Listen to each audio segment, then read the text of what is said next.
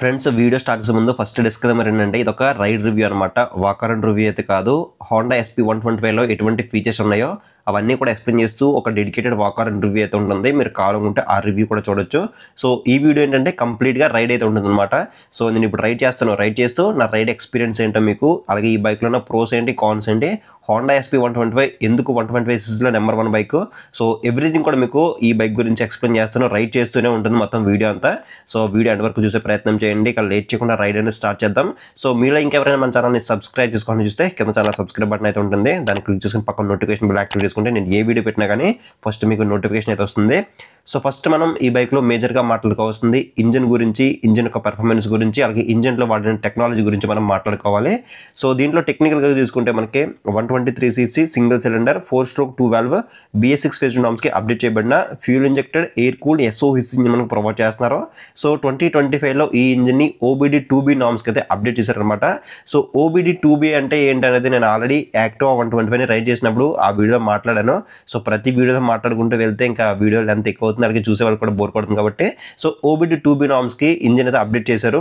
Emission నామ్స్కి తగ్గట్టుగా onboard డయాగ్నోస్టిక్స్ని మనకి 2B వెర్షన్లో update చేశారనమాట. సో అండ్ నెక్స్ట్ ఇంకా దీన్ని ప్రోగ్రామ్డ్ ఫ్యూల్ ఇంజెక్షన్ సిస్టమ్తో రావడం వల్ల మనకి ఇంజిన్ అనేది చాలా స్మూత్ అయితే ఉంటుంది. అండ్ నెక్స్ట్ ఇంకా దీంట్లో మనకి హోండా బైక్స్ ఆ స్కూటీస్లో కానీ చూసుకుంటే ESP టెక్నాలజీ అయితే యూజ్ చేస్తారనమాట. సో ESP అంటే ఎన్హాన్స్డ్ స్మార్ట్ పవర్ టెక్నాలజీ అనేది యూజ్ చేస్తారు.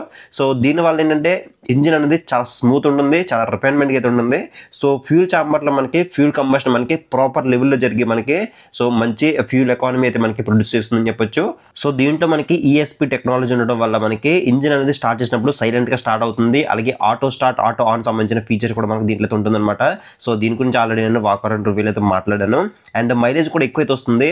సో ఇంజిన్ మనకి ప్రోగ్రామ్ ఫ్యూల్ ఇంజెక్షన్ సిస్టమ్తో రన్ అవటం అండ్ ESP టెక్నాలజీ ఉండడం వల్ల సో మనకి మైలేజ్ అనేది ఎక్కువైతే రావడం జరుగుతుంది. అప్రాక్సిమేట్లీ ఇది 60 నుంచి 65 కిలోమీటర్స్ వరకు మైలేజ్ వస్తుంది అనమాట.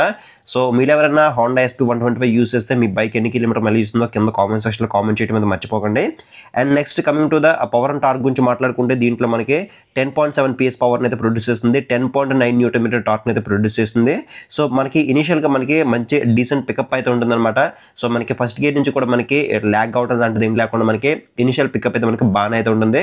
సో 125cc సెగ్మెంట్ బైక్ కాబట్టి మనం 125cc సెగ్మెంట్ గురించి మాట్లాడుకోవాలి. అలాగే దీంట్లో 5-speed గేర్ బాక్స్ అనేది ప్రొవైడ్ చేస్తున్నారు. గేర్స్ వేసినప్పుడు తీసినప్పుడు ఏంటంటే కొంచెం లిటిల్ బిట్ హార్డ్ అనే ఫీలింగ్ అయితే అనిపిస్తుంది.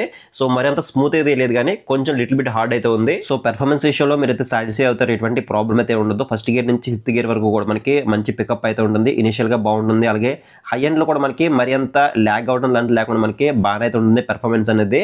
అండ్ మీరు పెట్టే ప్రతి మనీకి కూడా మీకు, ప్రతి రూపాయికి కూడా మీకు వాల్యూ ఫర్ మనీ వెహికల్గా మనం ఈ హోండా SP125 అనేది చెప్పుకోవచ్చు. మీరు ఫ్యామిలీతో కావాలనుకుంటే మీరు చిన్న చిన్న ట్రిప్స్ కూడా మీరు ఈ హోండా SP125లో మీరు అయితే చేయొచ్చు అనమాట. ఎందుకంటే సీట్ మనకి దీంట్లో సింగిల్ లాంగ్ సీట్ అయితే ఉంటుంది, చాలా కంఫర్టబుల్ ఉంటుంది. మీ ఫ్యామిలీతో మీరు ఈజీగా రైడ్ చేయొచ్చు అనమాట.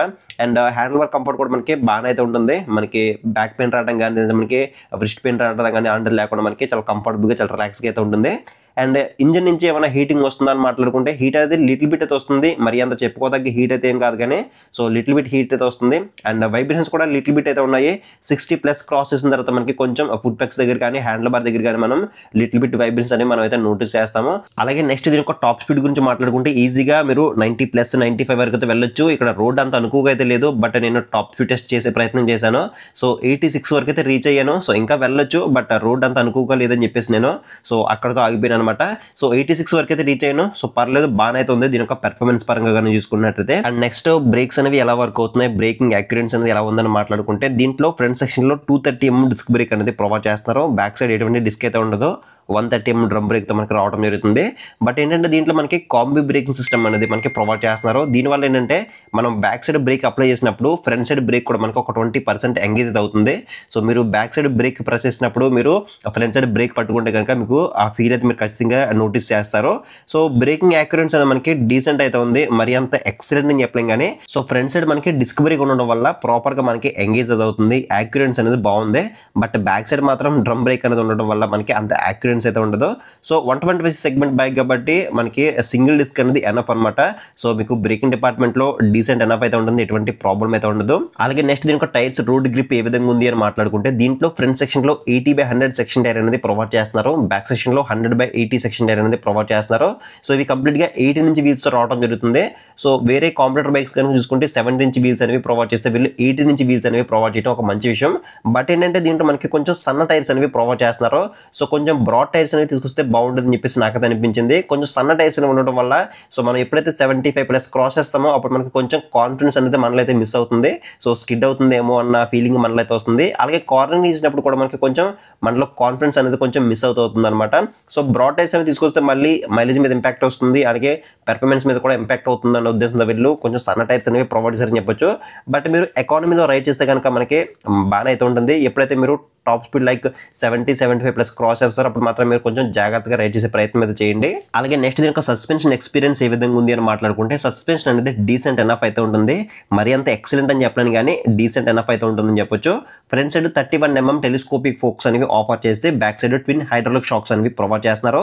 సో ఇవి మనకి రెగ్యులర్ కమ్యూట్ చేయడానికి ఓకే. బట్ ఏంటంటే ఇంకొంచెం ప్రీమియంగా ఇంకొంచెం బెటర్గా కావాలంటే మాత్రం సో బ్యాక్ సైడ్ మోనో షాక్కి అప్డేట్ చేసిన అవసరం అయితే ఉంది. అలాగే ఫ్రంట్ సైడ్ కూడా 31mm కాకుండా 33mm తీసుకొస్తే బాగుంటుందని చెప్పేసి నాకైతే అనిపించింది. సో సస్పెన్షన్ అనేది మరింత సాఫ్ట్ అయితే ఉండదు, అలాగే మరింత హార్డ్గా అయితే ఉండదు. సో మీడియం లెవెల్ అయితే ఉంటుంది. సో సస్పెన్షన్ అనేది మేబీ ఇన్ ఫ్యూచర్లో అప్డేట్ చేసే అవకాశం ఉందని చెప్పేసి నేనైతే అనుకున్నాను. అలాగే నెక్స్ట్ మేజర్గా మాట్లాడుకోవాల్సింది 2025లో తీసుకొచ్చిన అప్డేట్స్ గురించి మాట్లాడుకోవాలి. హెడ్ లైట్ అనేది ప్రీవియస్గా హ్యాలోజన్ బల్బ్ అయితే ఉండేది, ఈసారి ఎల్ఈడికి అయితే అప్డేట్ చేశారు. సో హెడ్ లైట్ యొక్క విజిబిలిటీ అయితే మాత్రం టూ గుడ్ అయితే ఉందన్నమాట. నైట్ టైం మనకి ఎటువంటి ప్రాబ్లం అయితే ఉండదు. సో విజిబిలిటీ అయితే మాత్రం టూ గుడ్ అయితే ఉంది. అలాగే ఇంకొక అప్డేట్ ఏంటంటే మనకి కన్సోల్ అనేది కంప్లీట్గా ఫుల్లీ డిజిటల్ కలర్ కన్సోల్కి అప్డేట్ చేశారు. దీంట్లో మనకి లాట్ ఆఫ్ ఫీచర్స్ అయితే ఉన్నాయి. సో ఫీచర్స్ అన్ని కూడా నేను ఆల్రెడీ వాకర్ రివ్యూలు అయితే కవర్ చేశాను. సో కన్సోల్లో మాత్రం నెక్స్ట్ లెవెల్ ఫీచర్స్ అయితే ఉన్నాయి. బ్లూటూత్ సపోర్ట్, నావిగేషన్ సపోర్ట్, అలాగే మ్యూజిక్ కంట్రోల్ కానీ, గేర్ పొజిషన్ ఇండికేటర్ కానీ ఇలా వాటినట్టు అసలు అన్ని ఫీచర్స్తో నింపేశారు, మామూలుగా తెలియదు. సో కన్సోల్ ఉండే ఫీచర్స్ గురించి మీకు ఇన్డెప్త్గా తెలియాలంటే మాత్రం మీరు ఎండ్ స్క్రీన్ ఉన్న వాకర్ రివ్యూ అయితే చూడండి.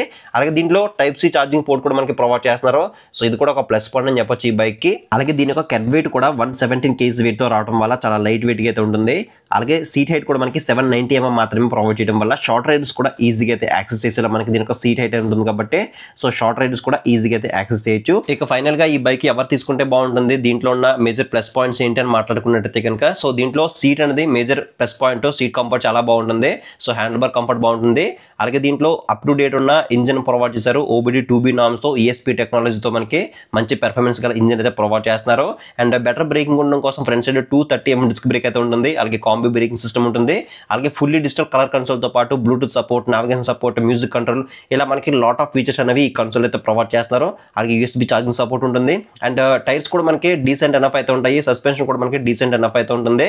ఎక్సలెంట్ అని చెప్పలేం కానీ రెండు కూడా మనకి డీసెంట్గా అయితే ఉంటాయి అనమాట. సో ఓవరాల్గా మనకి ఇవన్నీ కూడా మనకి ఈ బైక్లో ప్లస్ పాయింట్స్ అని చెప్పొచ్చు. అలాగే ముఖ్యంగా లైటింగ్ డిపార్ట్మెంట్లో కూడా ఎల్ఈడికి అప్డేట్ చేశారు కాబట్టి ఇది కూడా ఒక ప్లస్ పాయింట్ అనే చెప్పొచ్చు. సో దీంట్లో రెండు వేరియంట్స్ అయితే ఉంటాయి. ముందుగా చెప్పుకున్నట్టు హయ్యర్ వేరియంట్, బేస్ వేరియంట్.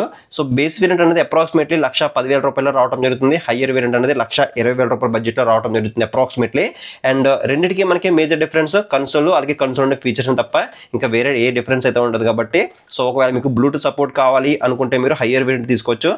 లేదు నాకు బ్లూటూత్ అవసరం లేదు, నావిగేషన్ ఫీచర్స్ అన్ని అవసరం లేదు అనుకుంటే సో మీరు బేస్ వేరియంట్ మీరు తీసుకోవచ్చు.